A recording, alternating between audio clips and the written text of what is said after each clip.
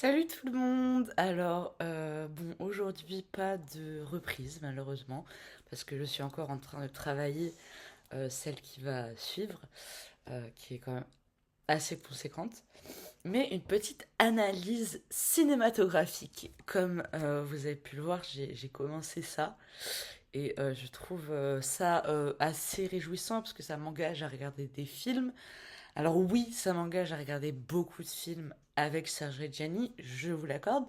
Mais voilà, j'ai regardé donc le film Manon de 1949 de Henri-Georges Clouzot avec, attendez, je vous dis, Cécile Aubry, Michel Auclair et il y a évidemment Serge Reggiani. Euh, alors, euh, alors je ne comprends pas ce film. C'est-à-dire que déjà, il y a des trucs que je ne comprends pas, hein. À un moment, enfin, je sais pas, à un moment, il y a un objet, on ne sait pas ce que c'est.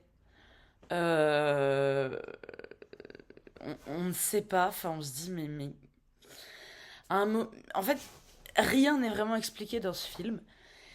Ce qui est en tout cas expliqué, c'est ce que je dirais en fait, je sais pas si c'est une idée du réalisateur ou si c'est d'après le livre, si effectivement cette histoire d'amour est vraiment une question en fait d'emprise parce que on voit plusieurs fois sans vous spoiler, enfin voilà, si vous l'avez vu, bon, je spoil un petit peu. Si ne regardez pas la vidéo en entier. Ne regardez pas la vidéo entièrement si vous ne voulez pas être spoilé. Voilà. Donc on voit en fait, enfin le mec, le copain de cette fille qui à la base il était militaire, il la maltraite totalement et il est là. Oh, je suis vraiment désolée, mais c'est parce que je t'aime trop. Enfin, le cliché exact du mec qui maltraite sa femme. Ensuite, le truc absolument, enfin moi je sais pas, je sais pas vous, mais je sais pas, par exemple, je sais pas, vous êtes un peu en couple avec avec un garçon, vous le quittez parce que parce que bon elle c'est plutôt pour des raisons financières et qu'elle veut épouser un mec un peu riche, enfin voilà. Euh, Moi personnellement, si par amour pour moi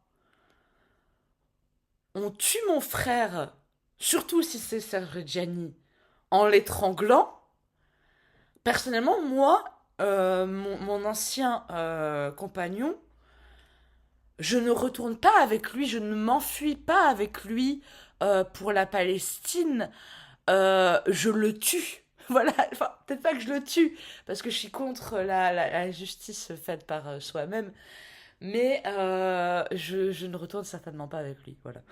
Euh,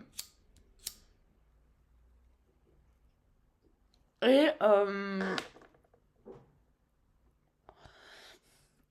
la fin est absolument horrible, parce que ils sont en Palestine, et en fait, elle se fait tirer dessus par des, vous savez, les mecs en chameau avec des trucs blancs, enfin, je sais pas si c'était des Palestiniens, je sais pas. Euh, et bon, en fait, elle ne survit pas. Et puis, le film se termine sans aucune explication, enfin, se termine avec le mec, Robert, qui finalement l'enterre dans le sable et laisse juste son visage et commence à lui dire, maintenant, je vais te dire un truc. Je suis contente que tu sois morte. Parce que t'es enfin à moi. Et enfin, tout un truc comme ça. Enfin, tout un truc comme ça, hyper glauque. Voilà, c'était une petite analyse cinématographique très courte. Je comprends pas ce film. Je trouve que c'est. Alors, je ne sais pas où a voulu. Est-ce que Henri-Georges Clouzot a voulu dénoncer les violences, l'emprise patriarcale de cette société de merde? Et surtout, s'il vous plaît, pourquoi à chaque fois que je regarde un film avec Serge Reggiani, je ne baisse pas ma garde et il décède? je sais pas, 80% du temps, il décède. Enfin, je trouve que on a déjà eu assez de la mort de Serge Reggiani en 2004. Merci mon Dieu, j'étais déjà née, j'ai vécu en même temps que ce grand homme. Euh, pour que il décède tout le temps dans les films. Mais d'une manière atroce tout le temps. Enfin, je comprends pas cet acharnement contre Reggiani. Est-ce que c'est pour ça qu'on disait que c'est un acteur qui portait la poisse parce que à chaque fois il mourait? Mais c'est pas de sa faute si c'est pas de sa faute si les réalisateurs le prenaient pour jouer un personnage qui va mourir. Et lui il acceptait. Mais moi j'ai mon amour propre, moi. Moi j'ai pas envie de mourir dans les films. Enfin, j'ai déjà envie de mourir dans la vie, mais j'ai pas envie de mourir dans un film. J'ai pas envie qu'on me voie mourir. Bref, voilà. C'était un petit coup de gueule et voilà une petite. C'est très court, comme ça ça vous fait pas chier. Mais voilà, donc je vous ai spoilé le film Manon de Henri-Georges Clouzot. Donc comme ça vous n'avez pas besoin de le regarder. Il est atroce.